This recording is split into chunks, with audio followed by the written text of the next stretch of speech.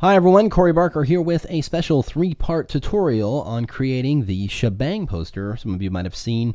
We bounced it around on Facebook and Google Plus, and even right here on the NetMembers website. It was a fun parody poster with Peter Hurley and a couple of people from our office. That's Brandon and Mia. We had a lot of fun doing this little project where we did a parody of the movie Vacation, where it was this kind of really cool pose, and it was basically based on a Boris Vallejo painting, and we really just wanted to try to capture that here in the office. So we set up some lights in the studio, and were able to get a few shots, and then I was able to bring it in here into Photoshop and create the overall composite. And that's what we're going to take a look at over the next 3 videos, is how to create it, the composite, pretty much from scratch with some stock images and, of course, the studio shots we used right here. So let's go ahead and start from the beginning by creating a blank document. And right here, this document is at 10 inches, roughly 10 inches by 15 inches at 225 pixels per inch. It is in the proportions of a movie poster. And we're going to start with the background. I have this background stock image of Monument Valley, and that's going to be the base for our background elements here. So let's go ahead and drag and drop it over. It's going to hold the Shift key down so it lands in the center there, and let's just do that. I'm just going to press Command T and then Command 0, and that's going to expand the document, revealing the transform handles because I just invoked the free transform. And to scale this down, I want to scale it proportionally, so I'm going to hold down the Shift key, but I'm also going to hold down the Option key, which is the Alt key on Windows, and scale this down so it fits more in the composition here, something like that. Now, I don't want my background layer to just be white. Even though I'm going to be blending elements on top of it, I want to have it kind of be part of the workflow here, not just a white background. So I'm actually going to go and get my eyedropper tool and sample the dark blue color right here of this background, of the sky here, the really kind of darker blue in the sky, and then just press Option Delete, and it fills the background with that sampled color. So I'm going to reselect the layer of Monument Valley and go ahead and add a layer mask to it. And then let's go into the toolbar and grab the gradient tool. And of course, making sure I'm using the foreground to transparent gradient right here, second one. And with black set as my foreground color, I'm just going to use the linear gradient right up here. It's the first one here in the set. And up here at the very top edge of the Monument Valley image, I'm just going to hold the Shift key and drag down to the top of this rock here. And that gives me a nice fade to the background. Might want to bring this down just a little bit, something like that. All right, so now let's add some clouds. Basically, we're creating a kind of fantasy environment here. So I found a couple of different images to utilize to make the clouds. So I'm going to start with this one right here. I'm just going to get the rectangular marquee tool because obviously I don't need any of the foreground here with the road and the grass and everything like that. I just need the sky. And I don't even need the whole sky at that. I'm just going to select kind of this upper portion of it right there. And because it's a sky and it's more of an abstract element, we can distort it and stretch it and do all these different things to it to make it work in our finished composition. So with that selection active, I'm just going to go ahead and drag and drop this over, again holding down the Shift key so it makes sure it lands in the center. And we'll go ahead and drag this up, and I'm going to put it in free transform once again, and this time distort it. I'm holding just the Option key again, just because so it scales to the center, but I'm not holding down the Shift key because I don't want it to scale up proportionally. And we'll just put it right about there. I'm putting it right on the edge of that horizon on the photo just below there, something like that. Now what I'm going to do is make a duplicate of this layer. I'm going to press Command J. And then change the blend mode of that layer to multiply. Now I'm also going to go in the edit menu and do something under transform. Go to transform and go to rotate 180 degrees. And then we're just going to transform this ever so slightly. I'm just going to put that in free transform and just pull it this way just a little bit. And we'll just drag this over, just so it doesn't look like it's completely mirroring it. And we'll just do the same thing to the bottom here, just kind of.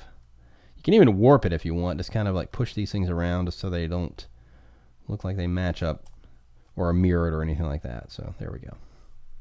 Now, to blend it with the background, I'm first going to turn off this duplicate cloud layer and select the original, add a layer mask to this layer, and I'm using the same gradient this time, that I did a moment ago. The only thing I'm using differently is instead of the linear gradient, I'm going to use the radial gradient right up here. It's the second one. And then just go in and add gradients to these random areas, thus revealing those underneath, giving it a nice fade.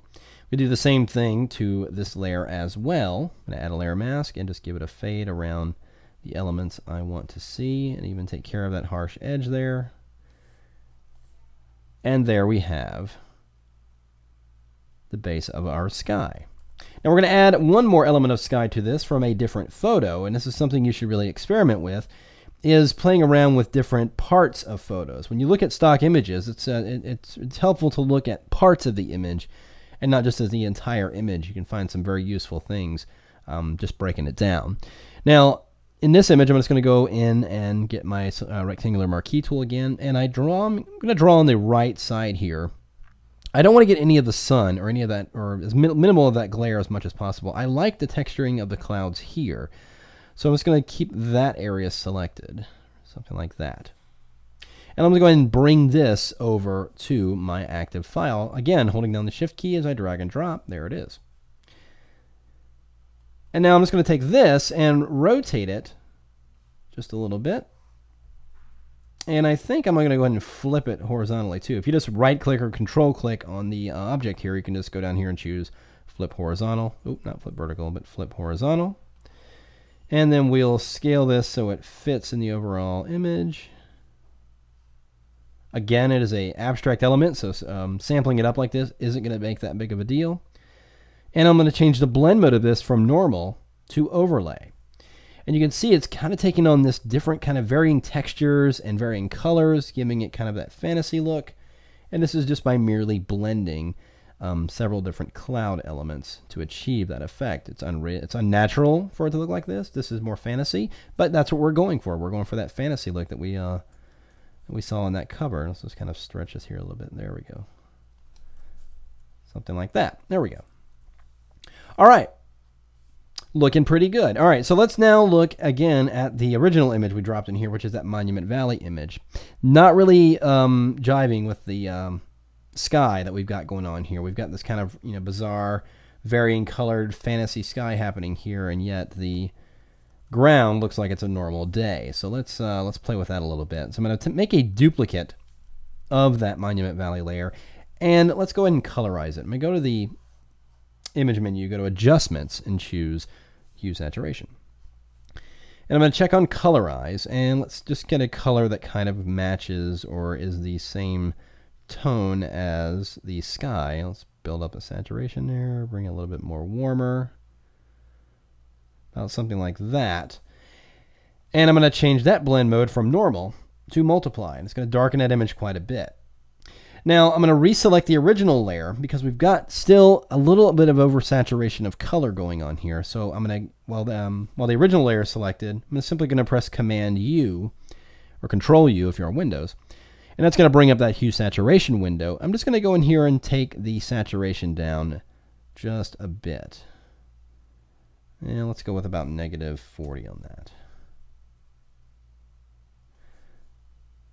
All right.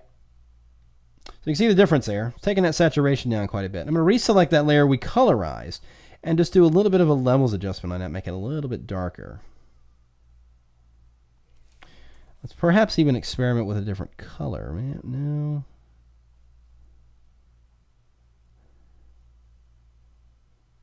A little bit less saturation there. That looks pretty good. A little bit more yellow in that. There we go. Okay. Now we're going to, of course, make more adjustments as we go, but I think that's a good base to start with. Now, the foreground area. Well, what I want is for my subjects to be sitting on a kind of rock ledge or something like that. And I looked around and was trying to find a stock image of a rock cliff or something, and something like that, or just even a pile of rocks or boulders for them to stand on. Wasn't having a whole lot of luck locating it. What I did come across is this photo right here of the Mesa Arch, and it was the way it was shot is really cool because it's got this kind of warm glow on the underside of it, and then this area up top, which is perfect for them to be standing on. So it would make a great foreground element for this. So let's go into the toolbar and get the quick selection tool. I'm just going to go and draw over that arch area. It should make a pretty clean selection because there's good contrast in this image. There we go. And with that area selected, again, simply just drag and drop, hold down the Shift key, and it brings that element over. Now let's reposition that layer first to the very top of the layer stack here in the Layers panel, and then let's go ahead and scale it down so it will fit and something like that. So I'm not worried about the area that's not being filled in at the bottom here, so we're going to take care of that a little bit later. What I am worried about, or what I want to make sure I get right, is the positioning of this base where they're going to be standing. So of course I'm just going to adjust this a little bit, perhaps even rotate it slightly,